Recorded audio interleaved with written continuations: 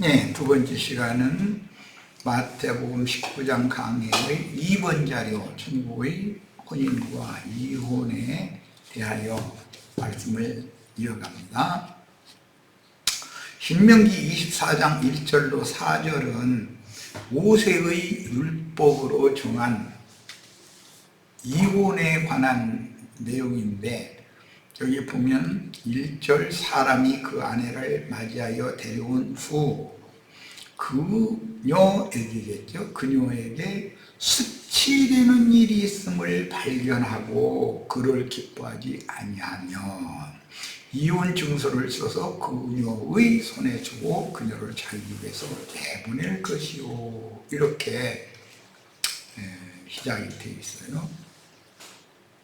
여기 수치되는 이라는 에르와, 이 말은 벌거벗다, 나체의 부끄러움, 외음부가 이게 밖으로 드러나는 것, 그런 상태. 이것은 어디에 기인하냐면 창세기 3장 10절로 11절 금령의 나무 실과를 따먹은 결과 자신들이 벌거벗은 것이 보인지라, 거기 벌거벗은 것이 보인지라라는 개념이다. 수치라는 경우는. 그런데 성경의 본래 의미는 벌거벗겨졌다라는 것은 징벌받고 수치당하는 하나님 앞에 양심상의 가책을 느끼는 것을 이거는 상징하는 표현인 것이고, 창세기 27장 46절이나 28장 6절로 9절에 의하면 에서의 두 아내는 이삭과 리브가의 마음에 기뻐할 수가 없는 그런 여자였었다. 왜 그럴까? 가나안의 우상신을 섬기던 생활관습을 시댁에까지 가지고 와가지고 시부모 앞에서도 사는 행태를 보니까 에서가 그 두 아내와 함께 사는 모양을 보니 이삭과 리브가의 생활 관습하고 이게 안 맞는다 이게요. 신관이 우선 안 맞고 안 맞는 거예요. 그러니까 리브가가 특히 그 고부간의 갈등이 아주 심한 거야. 리브가가 이게 내 아들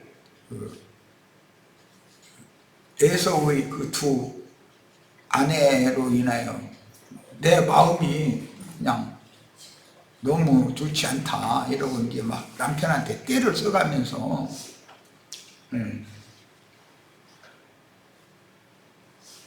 우리 둘째 아들 야곱이랑 여기에서 장가들게 했다가는 똑같이 40대니까 장가들게 했다가는 또 가난한 여자 혹시 마음에 안 드는 며느리 데려와가지고 나 숨 넘어가게 할까 없으니까 그렇게 하지 말고 우리 친정 동네로 보내자고, 거기에 가서 처녀 구해서 장가들게 그렇게 하자고.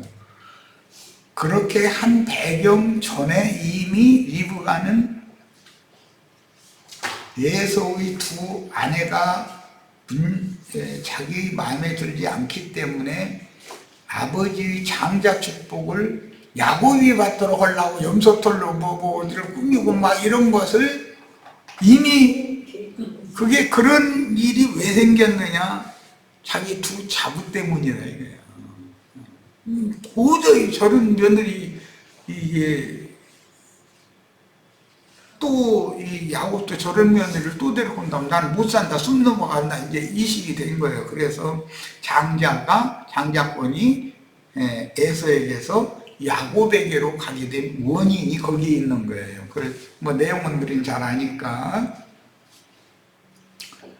자, 창세기 30장 1절로 5절에 보면 야곱이 이제 우여곡절 끝에 장가를 들었는데 라헬과 레아가 자식 낳는 문제를 가지고 막 서로가 야곱을 보고 막 라헬이 특히 자기 미워하는 언니는 애를 쑥쑥 잘 낳는데 자기는 애가 안 생기니까는 나로 하여금 아들 낳게 해라고 남편한테 막 이제 투정을 내니까, 아니 내가 하나님이기에 어떻게 내가 너한테 아들을 낳게 하고 못 낳게 하고 그게 어떻게 내가 맘대로 그거 할 수 있냐. 그러니까 당신이 그 맘대로 할 수 없어. 근데 저렇게도 사람이 눈치도 없고 말을 못 알아들어. 언니 방에는 가지 말고 내 방에서만 살라고. 그런데 그 말인데 그걸 그렇게도 못 알아들어? 그러고 나더니, 그러면 좋아. 그러면은 비라를 내 종을 당신한테 줄 테니까 비라한테 들어가서 애 낳게 하라고. 그래가지고 그 애 내가 뺏어가지고 내 아들 삼을 거라고 이제 이렇게 해가지고 비라가 먼저 아들을 낳게 됐죠. 실제로 이마만큼 셈족은 혼인을 일단 하면은 자식을 낳지 못하면 이게 세상에 성녀라고 그러는데 여자 구실을 묻은다. 이게 그렇게 되면 말도 못하는 수치다 이거예요. 그게 부모에게 불효하는 거, 자식 못 낳는 거, 이것은 아주 기본적으로 셈족은 수치요. 그게 수치되는 일이야. 예, 그런 경우를 말하는 것이고, 간음 또는 실행이라고 번역된 그 단어와는 전혀 개념이 다른 거다 이거예요. 예수님은 두 가지 단어의 의미를 명확하게 해석을 해가지고 간음을 한 경우는, 즉 실행을 한 경우는 이혼을 한 것이 마땅하지만 수치되는 일 때문에 이혼할 수는 없다. 이제 이렇게 해석을 하는 거예요. 그러니까 모세의 이 신명기 24장 1절로 4절에는 수치되는 일이 있으면 이혼 증서를 써서 주고 내보내라고 했는데, 예수님은 모세의 율법을 지금 정반대로 안 맞게 해석을 하는 거잖아. 말하자면 내용이 이제 이런 내용이에요.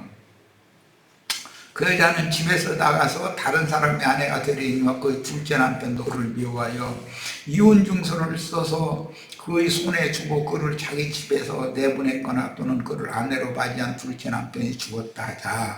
그 여자는 이미 몸을 더럽혔은즉 그를 내보낸 전 남편이 그를 다시 아내로 맞이하지 말지니 이 일은 여호와 앞에 가증한 일이라. 넌 내 하나님 여호와께서 네게 기업으로 주신 땅을 범죄하게 하지 말지니라.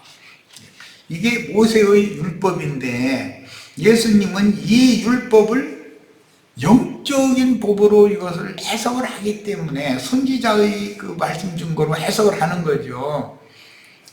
이혼당한 여자라도 그 둘째 남편마저도 그를 사랑하지 아니하니까 그 원래 본 남편이 얼마나 나를 사랑하고 아껴줬던가 해가면서 그 본 남편이 나를 받아만 준다면 돌아갈 텐데 하는 경우는 예수 그리스도의 부속을 통해서 돌아오는 것을 연락 다시 받아주시는 그 말씀을 이제 하시게 된 거예요.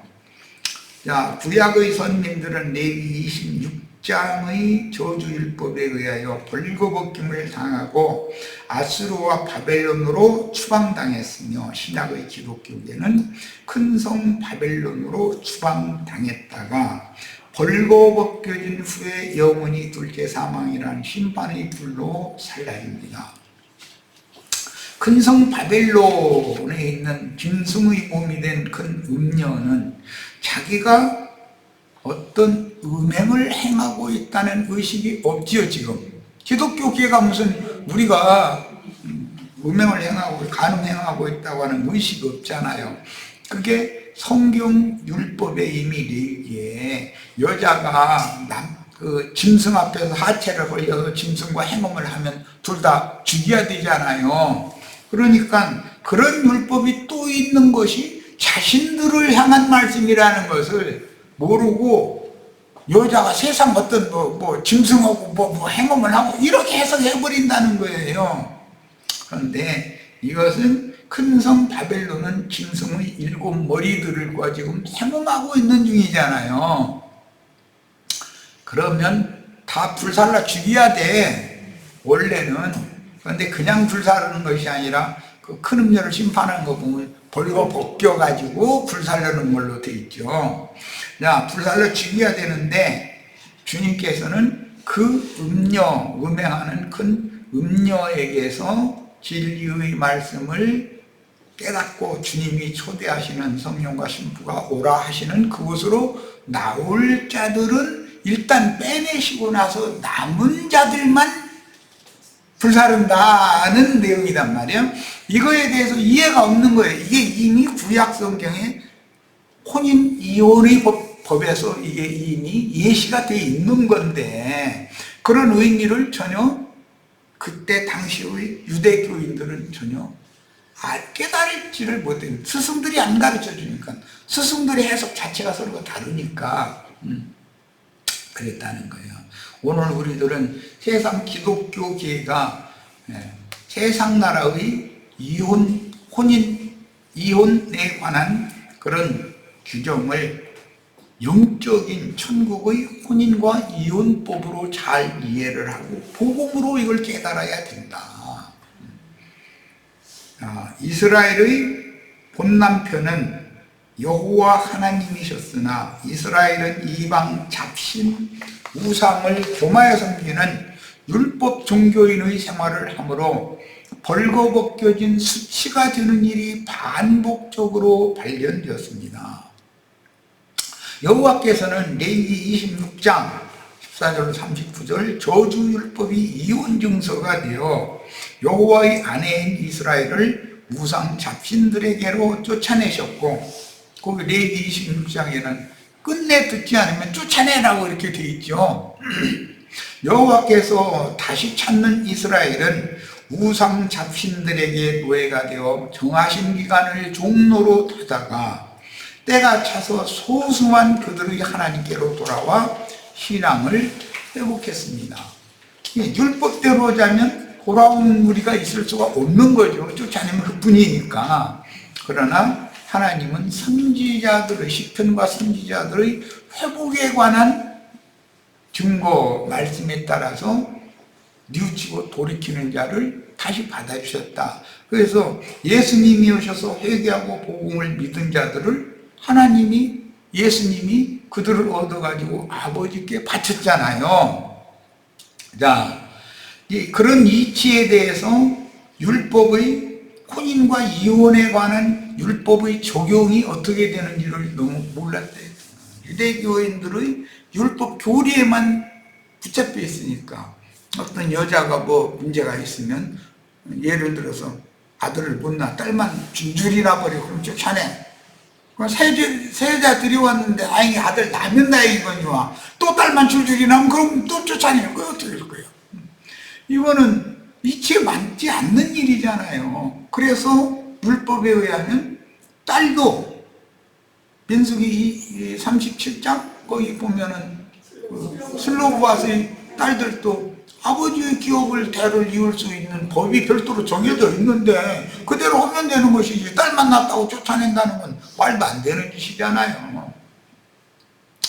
자, 그 다음에 부모에게 불효한다고 쫓아내고 뭐 이제 또 한 가지는 사람이 게을러 가지고 아내가 가정사를 돌보지 않고 그냥 괜히 이집저집 다니면서 말이나 지어내 쌓고 뭐 배러 다녔어 불려 다녔었고 이러면 에이 나 챙겨서 너무 못 살겠다고 쫓아낸다는 거거든. 이제 제일 큰 것이 수치되는 일이라는 게 세 가지였어요. 자식을 후사를 못 낳는 거, 부모한테 불효하는 거, 여자가 게을르고 게을러 벼가면서 쓸데없는 말 물어내러 다니는 이제 그런 경우는 이제 이혼을 허락한다는 거예요. 그런데 그것은 남편이 볼 때 그게 참 용납하기가 쉽지는 않은 문제죠. 그러나 하나님의 법에는 일단 혼인을 했으면 그렇다 해서 함부로 무조건 쫓아내고 다시 받아주지 않고 그런 것이 아니다. 이제 신학에 둘이 뭔가 이제 제일 첫째 중요한 건 그 신앙의 문제로 바울 사도가 이제 한 말인데 아내가 남편 보고 당신 신앙을 내가 도저히 받아들일 수 없다. 가난한 여자로서 자기 신앙을 따라오라고 그렇게 강요하고 그럴 때는 해줘도 좋다. 그래서 신앙의 문제는 그러니까 간음과 신앙적인 서로 다름은 이혼이 허락이 되는 경우였었어요. 그래도 무턱대고 이혼만 할 게 아니라 잠시 동안 분방을 좀 해보고 또 서로가 사랑하는 마음이 있고 그러면 다시 합하는 것이 좋다. 그렇게 해서 남편이 아내를 구원할지 아내가 또 남편을 구원할지 그거 어떻게 알겠냐 이제 이런 말씀이 나오죠. 그러나 끝내 헤어져야 되는 경우는 신앙이 안 맞는 거예요. 가난한 여자들의 신앙과 히브리인들의 신앙이 안 맞으면 가난한 여자가 히브리인의 신앙으로 돌아오면 해결이 되지만 자기 그 가난 족속 신앙을 버리지 않겠다. 이렇게 나오는 경우는 갈라서도 좋다 하는 것이 왜 이혼법입니다.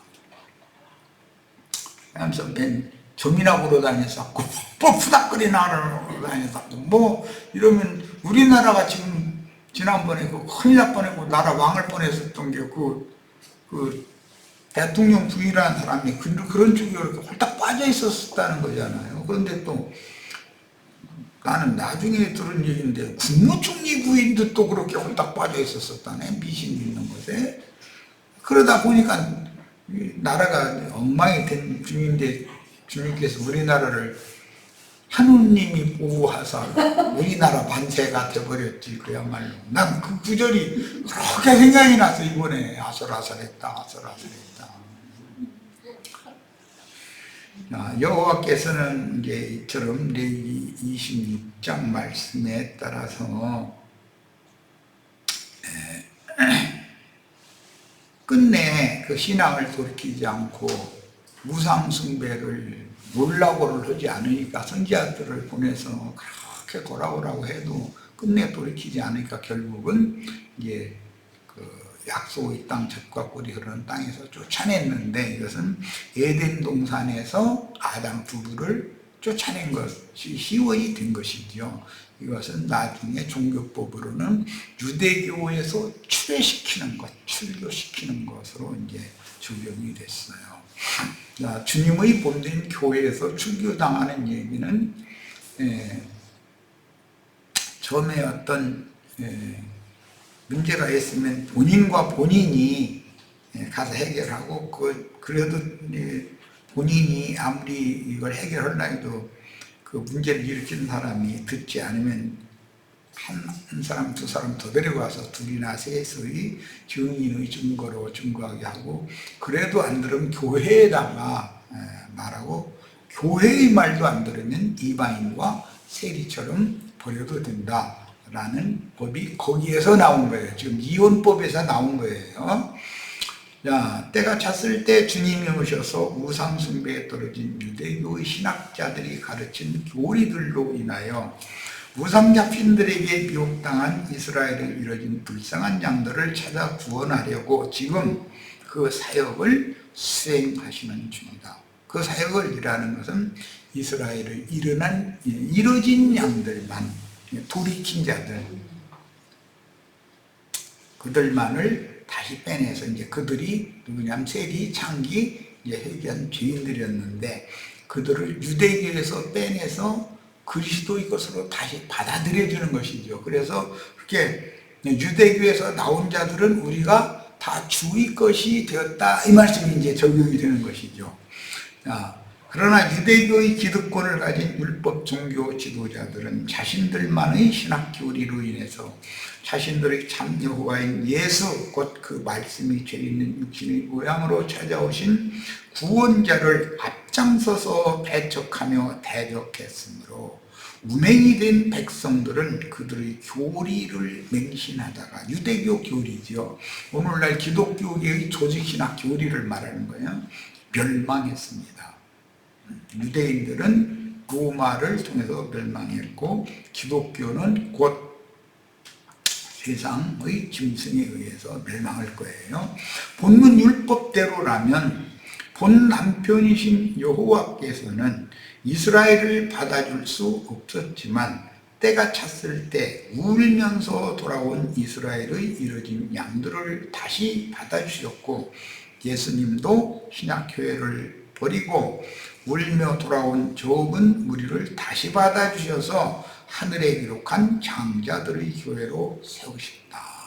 이게 내가 지금 계속해서 장자들의 교회로 회복해야 된다, 이것을 외치는 이 말씀이 얼마나 성경 창세기에서부터 계시록 끝까지 중요한 어떤 내용인지를 잘 이해를 하셔야 됩니다. 바벨론에서 70년이 차도록 종노릇하던 백성 중에 3차에 걸쳐 포로 귀환한 소수는 새 예루살렘과 이스라엘 땅에 살면서 생육하고 번성하게 허락해 주셨더니, 얼마 지나지 않아서 뱀의 후손들에게 다른 교리로 미혹당하여 굳어짐으로,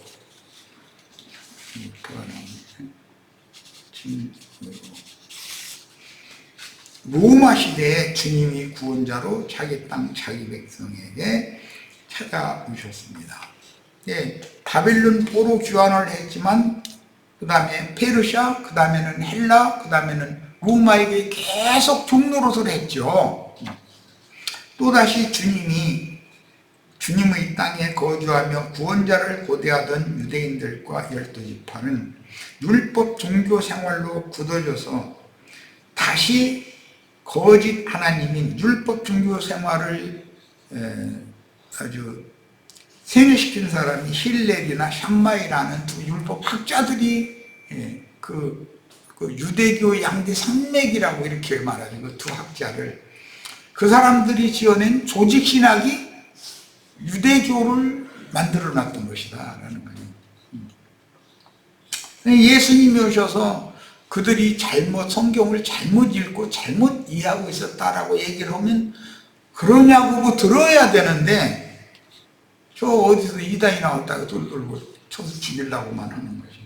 오늘날 세속교계가 로마교의 무슨 삼위일체 교리, 예정론 교리 등등, 무슨 침례 세례 교리, 뭐 여러 가지 그런 마리아 숭배 교리 등등 그런 교리를 지어낸 제롬이나 뭐 다른 많은 로마교 신부들이죠. 교부들이라고 하는데, 그들이 지어낸 교리를 오늘날 개신교까지도 그대로 수용해서 받아가지고 그대로 그걸 사시킨다. 그래서 뭐 크리스마스 절기 지켜야 되고 뭐 등등, 뭐 이건 말로 다 할 수가 없는 거예요. 이런 것이 다 잘못됐다, 성경의 본래의 의도와는 안 맞다라고 증거를 하는 이 금기름 붓는 집의 증거를 기독교계에 그럴싸한 자들이 들으면 다 돌로 쳐 죽일 놈들이다.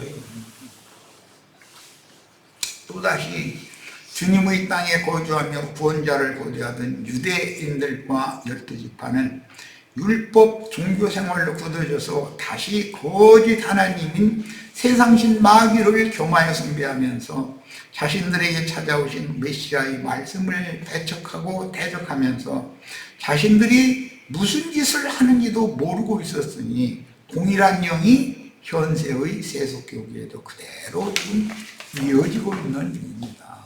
그러니 현재의 세속교계인 기독교계는 그 당시의 유대교처럼 그들의 조직신학 교리에 따라 주님께 이존당해서 이방 잡신들에게 사로잡힌 상태이며, 그 영이 되신 주님은 기독교 내에서 내침을 당한 불쌍한 양들을 찾아서, 이게 이스라엘의 이뤄진 양들이죠. 이제 세리 장기 모든 죄인들이었는데, 근데 이것은 다음 단락으로 넘어가면 바리새인의 한 부자 청년 이야기가 나오죠. 그리고 어린아이들에게 축복해 주기를 바라서 예수님이 데려온 이야기가 나와요. 그러니까 그때 당시도 세상에서 자칭 큰 자들과 어린아이들이 이제 대비돼서 나와요. 누가 주님의 다시 받아주심이 되느냐? 어린아이는 받으심이 되고 큰 자는 버림이 된다. 이제 그 말씀은 이어져 나가게 되죠. 이 말씀이 이어서. 자, 그들을 취하게 하는 독주인 기독교계의 조직신학 교리에 취한 자칭 유대교의 지도자들인 현대교계의 지도자들은 한 남편인 그리스도께 중매하는 사역자들인 그 형께서 파송한 하나님의 일곱 영들 증인들을 박해하고 세방하는 짓은 곧 신랑이신 주님을 대적하는 짓이라는 의식 자체가 없다. 신랑이신 주님께 중매하는 종들을 그렇게 심의할 필요는 없지요. 그 중매자의 말 따라서 시집가기 싫으면 안 가면 그뿐이지 뭘 그렇게 중매자들을 그렇게 죽이기까지 하고 그럴 필요가 뭐가 있어? 율법주의자들이 크게 오해한 모세의 율법은 유대인의 율법으로 둔갑하였고 유대인들의 율법은 그들의 최고 가치 기준이며 신앙생활의 원리였으므로 유대인들은 모세가 말한 것이라고 하면 성경의 진의와 감추어진 속뜻을 살펴볼 필요도 없이 무조건 그들의 랍비들이 가르치는 조문의 교리에 복종하는 맹신자들이 되었습니다. 맹신자들이 되면 나중에 진리를 증거한 사람 만나면 원수를 삼으려고 그러지 그러냐고 한번 생각을 해보고 이렇게는 않게 된다는 것이죠. 이게 영으로 인을 친다 그러는데 성령으로 인을 맞으면 귀신의 영이 와서 아무리 사탄의 불도장을 찍으려고 해도 나 그건 안 받는다 그럴 거고 사탄의 불도장이 이미 찍혀 있는 사람은 성령의 인을 절대로 안 받아들이려고 한다는 거예요. 그 안 받아들이는 것이 하나님을 위하는 일이라고 아주 철두철미하게 믿는 거예요. 유대인들은. 모세에게 율법을 지시하신 그분께서 자기들에게 오셔서 율법의 뜻대로 바른 교훈으로 교종해 주려고 해도 독주에 취하여 우맹이 된 유대교인들의 맹신은 주님의 말씀이 들어갈 틈이 없었습니다.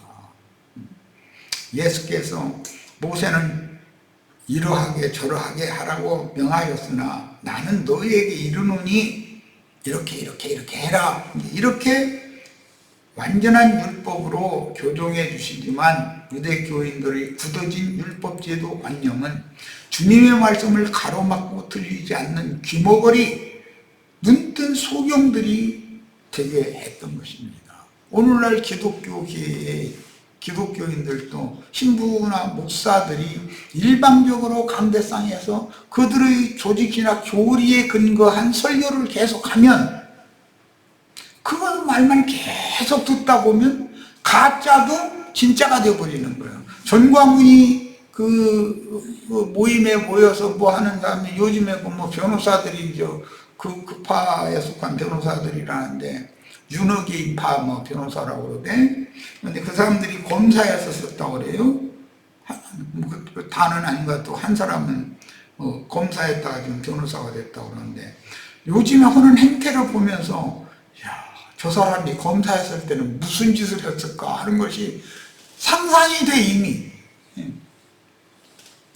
그런데 그 사람들은 자신들이 지금 뭔가를 잘못하고 있다고 하는 거에 대해서는 의식이 전혀 없다는 거예요. 전혀 없어요. 그 사람들은 혼내봐도 소용없다 이거예요. 왜? 내가 뭘 잘못했다라는 데 대한 의식이 없는 사람인데 그 사람 갖다 혼내면 뭐래. 오히려 그걸 날 혼내달라 이거야.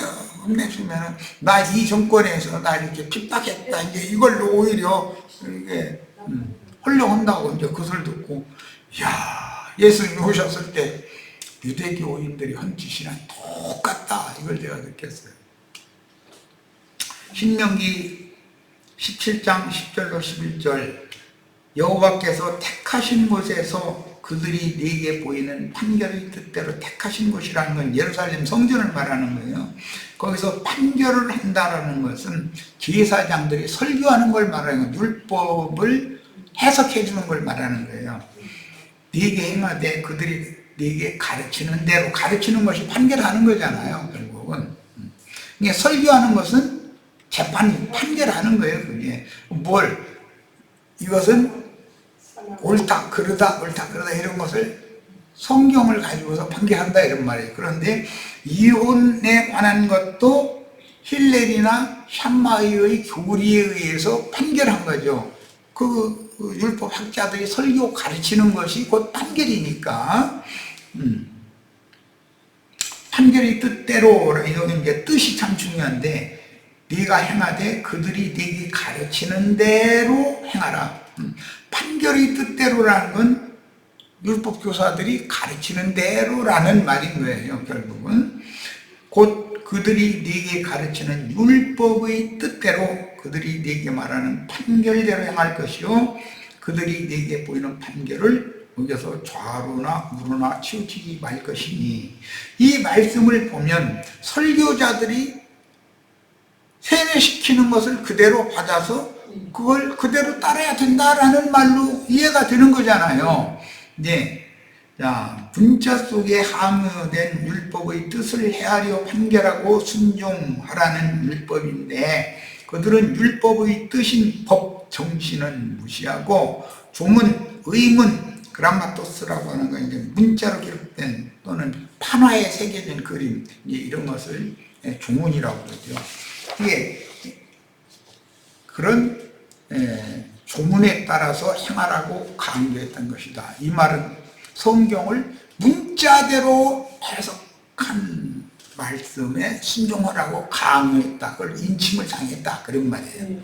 그들은 율법의 뜻을 헤아리려고, 여기 분명히 율법의 뜻대로, 판결의 뜻대로라고 되어 있잖아요. 예수님은 지금 본래는 그렇지 않다. 본래 의미 그 뜻은 이런 거다라는 말을 하는 거잖아요. 그런데 그들은 문자에 그렇게 되어 있지 않냐라고 따지는 거예요. 이제 율법 글자에 그렇게 되어 있지 않냐.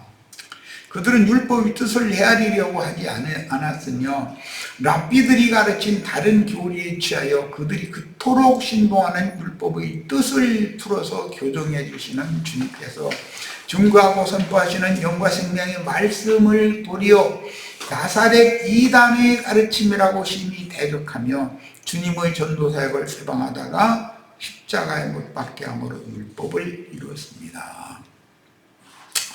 마태복음 19장 8절, 율법대로 정죄받고 율법대로 죽임당한 것이죠. 실제로는 율법은 죽이는 법이고 정죄하고 죽이는 법이지 죽을 자를 살려주는 법이 아니죠. 그러니까 이 문자대로 해야 된다고 뭐 무슨 조직 신학이 이렇고 신학적으로 이렇다고, 이 말은 다 우리는 죽이는 자들이다라고 자기 뭐를 실토하는 말인 거죠. 그게. 자, 19장 이제 8절로 갑니다. 예수께서 이르시되 모세가 너희 마음의 완악함 때문에 아내 버림을 허락하였거니와 본래는 그렇지 아니하니라. 여기 완악함 때문에, 이 완악하다는 건 비둔하다, 살쪘다, 문자대로 사전적인 뜻은 그런 뜻이에요. 그런데 유대 교인들이 이제 다음 단락에 나오는 축복해달라고 주님께로 데리고 온 어린아이와 부자 청년, 이게 대비어, 이게 그 부자 청년은 완악하다 이거예요. 어린아이는 단순하고 순진하다 이거예요. 순수하다 거예요. 그 차이가 있는 거예요. 그러니까 완악하면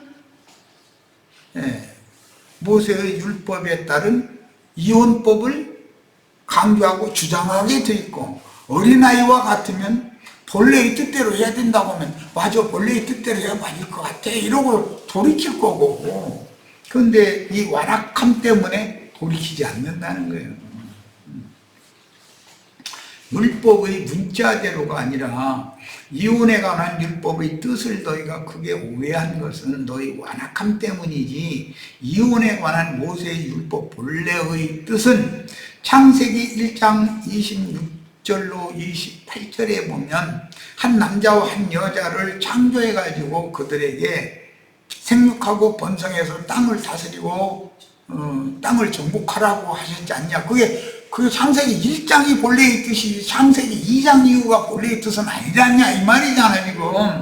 이게 본래는 그렇지 아니하니라. 그러니까는 그러면 왜 모세는 신명기 24장에서 아내가 마음에 안 들면 이혼 증서 써주고 쫓아내라고 했어요 하고 따지는 거예요. 그러니까 예수님하고 그때 당시 유대 교인들의 관념하고는 너무나 차이가 있었던 거예요. 예수님은 본래 율법의 본래의 뜻을 생각하고 있고 그들은 문자대로를 생각하고 있으니까 서로 부딪힐 수밖에 없었다.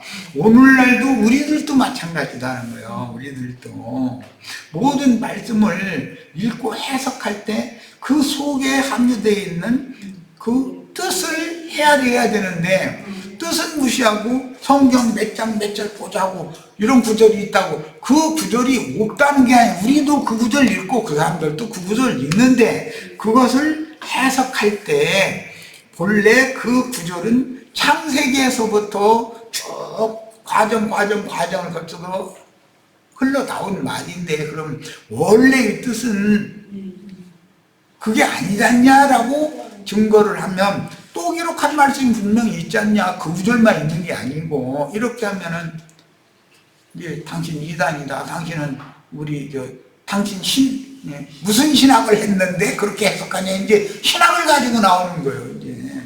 이게 그때 당시 유대교인들의 형편이었고 오늘날 기독교인들의 형편이다. 그럼 여기에서 우리가 잘 증거하고 그들을 설득할 수 있도록 진리를 바르게 잘 숙지하고 숙지된 진리에 따라서 신앙생활 잘 하다가 주님 앞에 데려감을 받는 축복을 다 받아야 되겠습니다.